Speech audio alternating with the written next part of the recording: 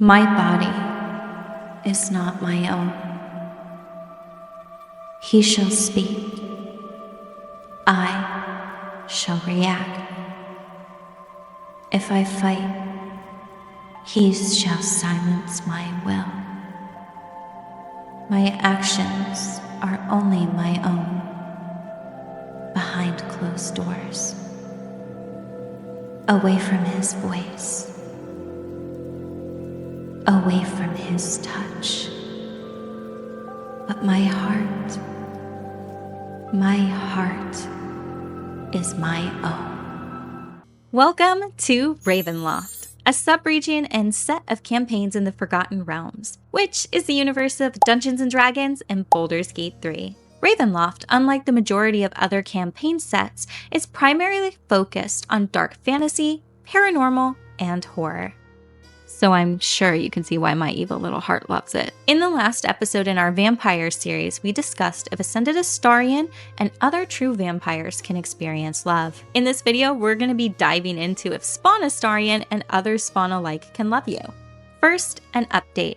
In these essays, I use a combination of resources. This includes official materials, official fiction books that are part of the universe, online sources, D&D communities, and years of experience around the table. Unless I say, in my opinion, or in theory, I'm referencing these sources and only sources. If you see a source pop up on the screen, I'm currently quoting it. If you don't see a book pop up, then I'm paraphrasing a mixture of all of my sources. And before we begin, let's have a trigger warning. We're gonna get a little dark romance book talk girly up in here today. So if you're someone who feels like dark romance is romanticizing toxic relationships, well, you've been warned. But if you love an obsessive man, don't mind a main character shaped by their trauma, and enjoy fictional men who burn the world down for you, and just you, then you're gonna love this one, babe. This video is gonna have a special ending, so be sure to stay tuned. If you're here, you must love Astarion too. He's the best boyfriend. But I wanna know, which Astarion is your favorite? If you love Spawn Astarion most, drop me some flower emojis, because my baby girl would cover the room in rose petals on a random Wednesday. But if you love Ascended Astarion most, drop some black heart emojis, because our lordly husband sings to our dark little hearts. Oh, and if you're like me and you swing both ways, go ahead and drop them both. And if you want more lore videos about our vampire boyfriend, don't forget to hit that like button. It helps me know what you want to see more of. And with that, darlings, grab your cozy drink and relax, because I'm about to go a little deep.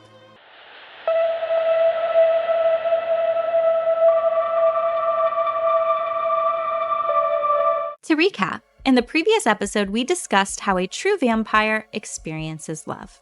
According to both the Monster Manual 3.5 and the Monster Manual 5th edition, quote, whatever attachments and affections they had towards things or people from their life are all changed and corrupted by the transformation. Love is flipped into obsession, and the feelings of friendship are made into feelings of jealousy. Many vampires become obsessed and fixated on the things they desired in the past. Those who once sought love become predators searching for beauty and companionship in their victims. And those who valued youth could fixate on children, hoping to snuff out their future potential. So, we came to the conclusion that true vampires can, in fact, love. Their love is just different from humans. For more information on exactly how it's different, you can reference the rest of that video, and I will be putting it in the Vampire Lore playlist. As well, we addressed in that Ascended Astarion is both a true vampire, but also a new type of vampire.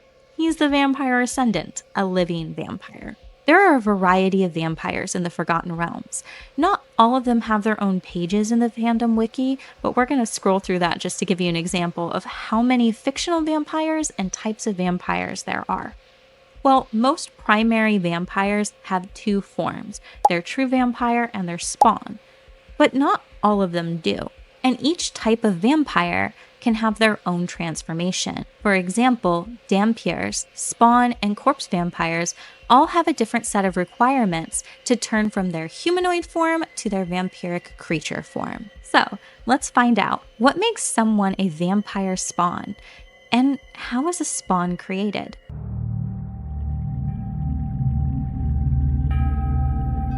The idea of a sired or a spawned vampire in and of itself is not unique. Let's use the Vampire Diaries as an example, since it's one of the more recent versions of Sire bonding. To quote Tyler in the episode We'll Always Have Bourbon Street, "If I can make her submit, the pack will fall in line and we can finally get them free of Klaus." You think they'd play along with how much they hate him? But Adrian doesn't, does he? I mean, he's still Sire to Klaus. Being Sire doesn't mean you feel differently about someone. I hated Klaus, but I still did everything he said. The bond affects how you act, not how you feel.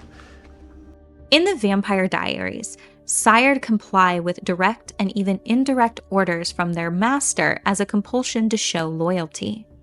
The big difference between Vampire, Spawn, and the Forgotten Realms and the Sired and TVD is how the bond forms. And honestly, the Vampire Diaries version is more akin to the mythos of almost every other vampire.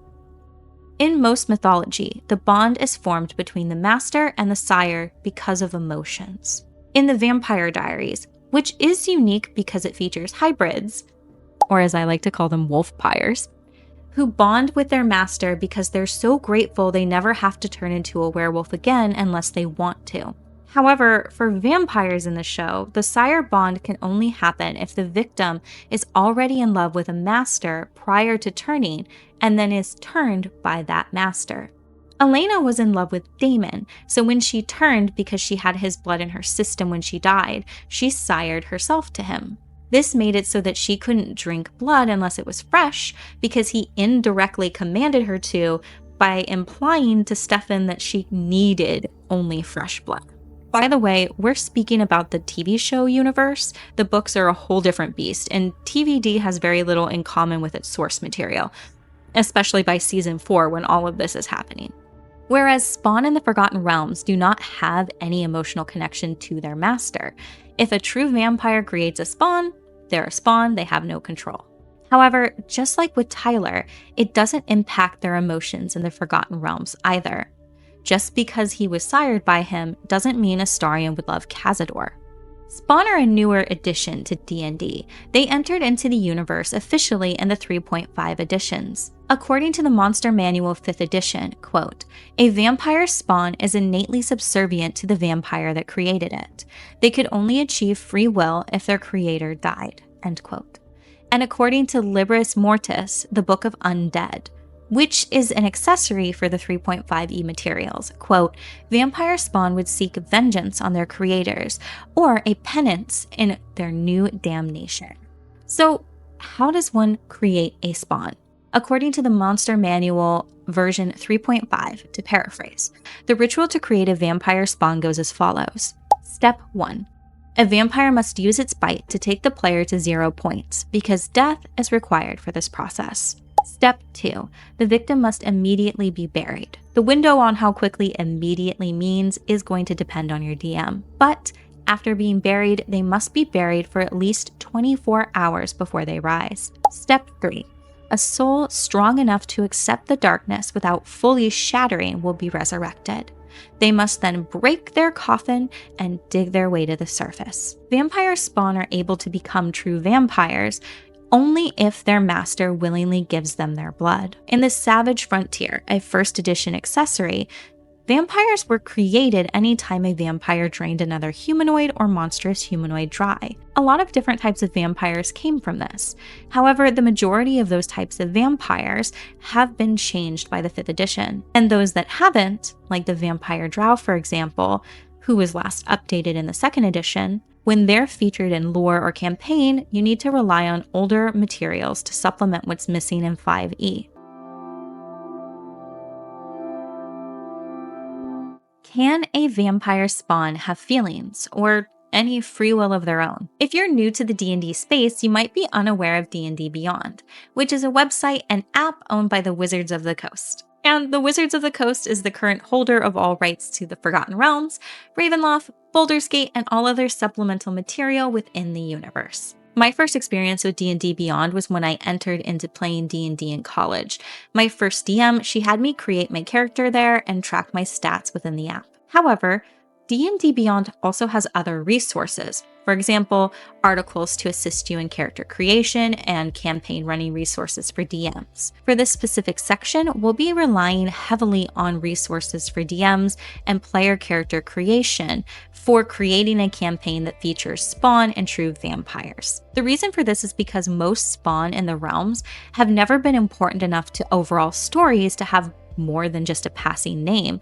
Astarion is relatively unique and having heavy notability in the world.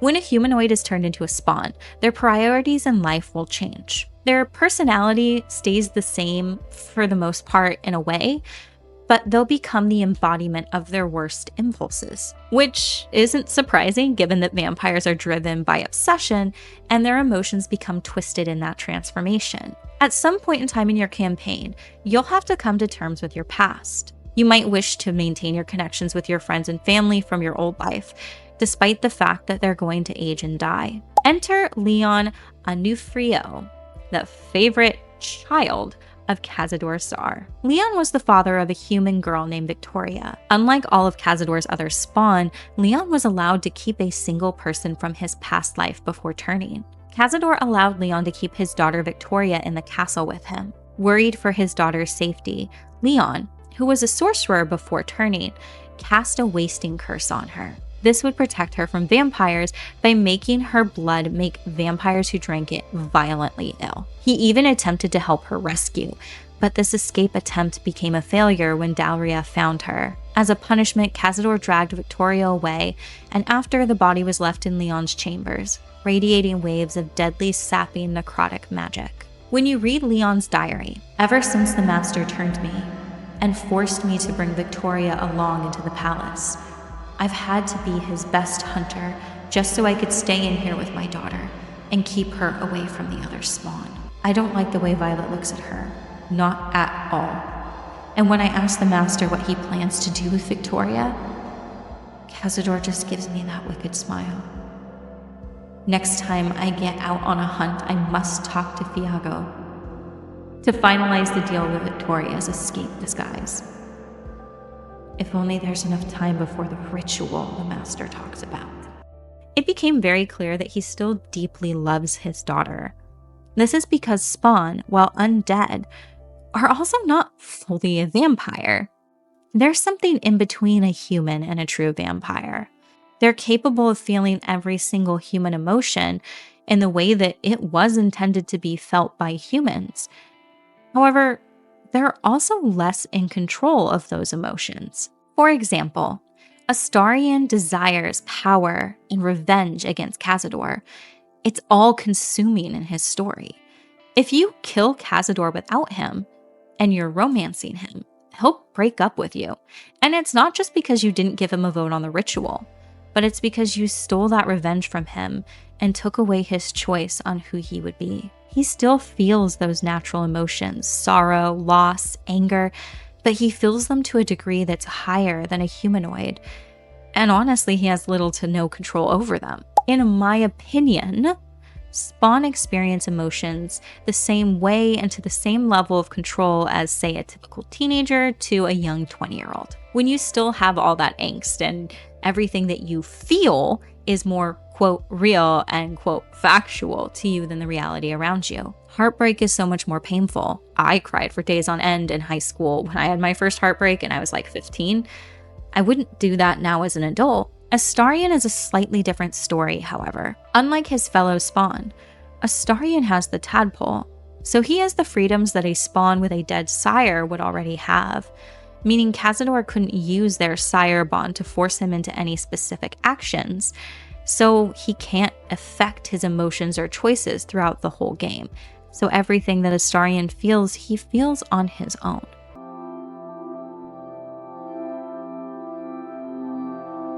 So, does Spawn Astarion have the ability to love you? Yes. Depending on how well he's handling the healing process, there's a chance that he could become obsessive in his love for you. However, that said love would still remain in its humanoid nature. It's of my own personal opinion, however, that Spawn Astarion is unlikely to become obsessive over controlling you. and more likely to become obsessive over proving his love to you. The reason that I believe this is because of how he acts in the game. He's constantly putting up a front and giving this air of confidence. And his front is fairly transparent, in my opinion. But when it does drop, you get adorable or unhinged little glimpses of his true nature.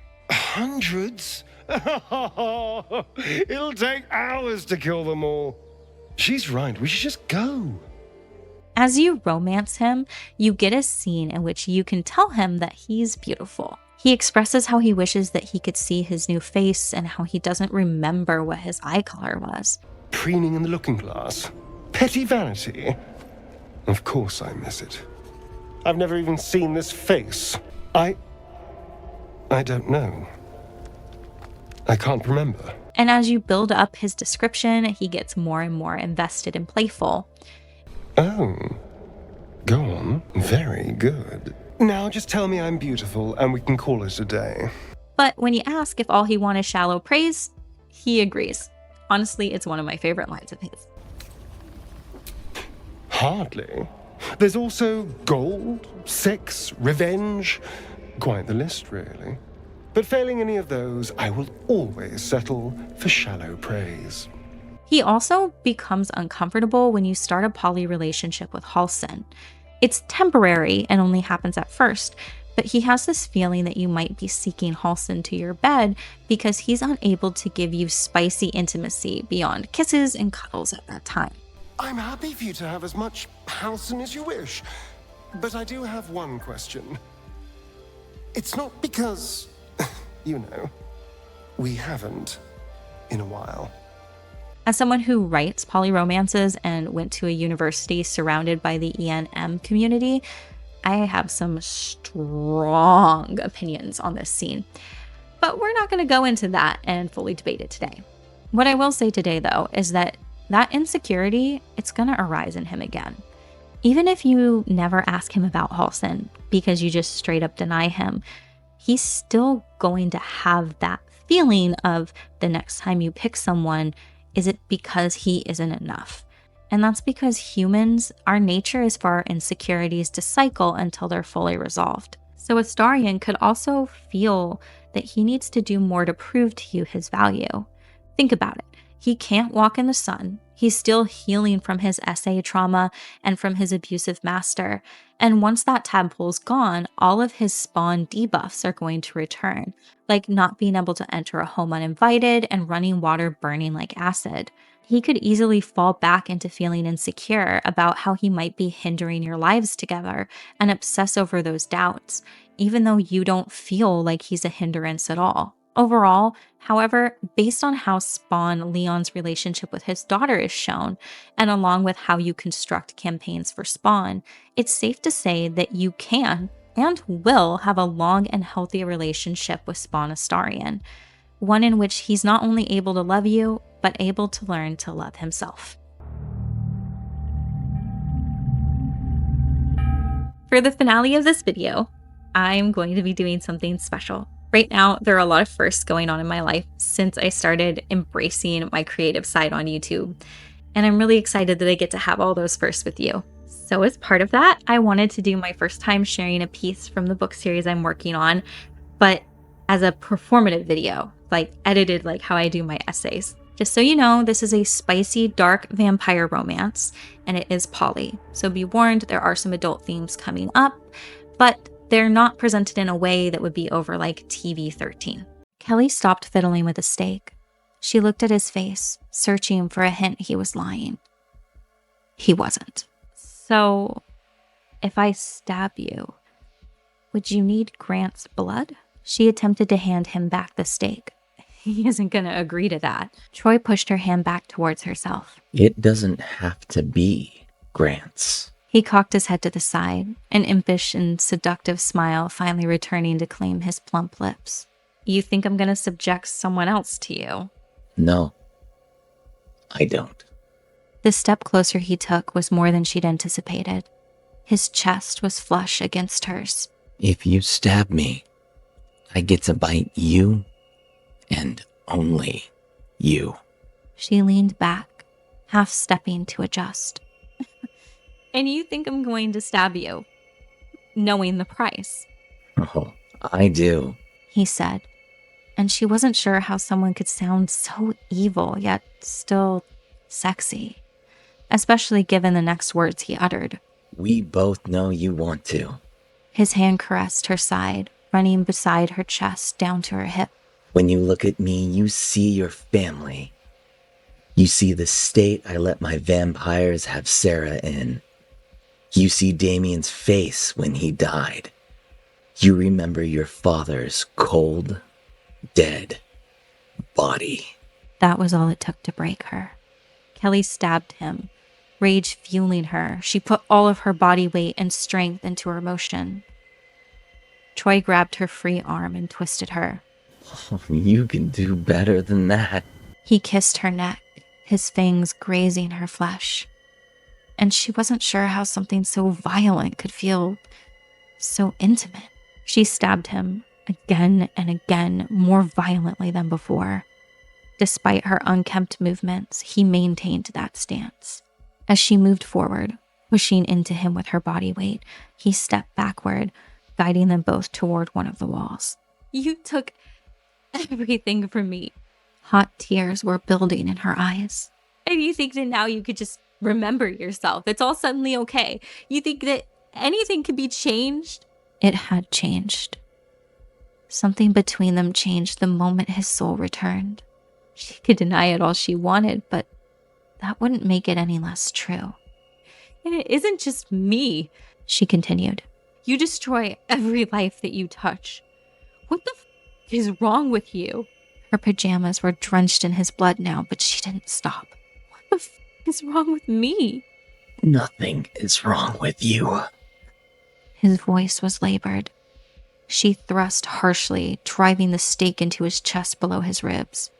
She tilted upward, angling towards his heart. Everything is wrong with me. Nothing is wrong with you. She pushed more, still aiming for his heart, but not putting enough pressure to come close to reaching it. She was holding back. Yes, it is. Why? Why do I want this? What do you want, little one? Despite his obvious pain, he managed to drag his free hand up to cup her cheek. Her lip was quivering still, begging for what she knew better than to ask for. Do you want to kiss me? Kelly twisted the stake downward, pulling it away from his heart and free of his flesh. But she didn't pull away from him. She leaned closer. His back was pressed to the wall, and her chest was pressed to him. His hand skated down from where he held her arm, caressing a path to her hip. Once there, he encircled her, pulling her tight against him. Why don't I hate you? She breathed. And with that, I wanted to thank you all for being here today, because writing and gaming, they're my passions.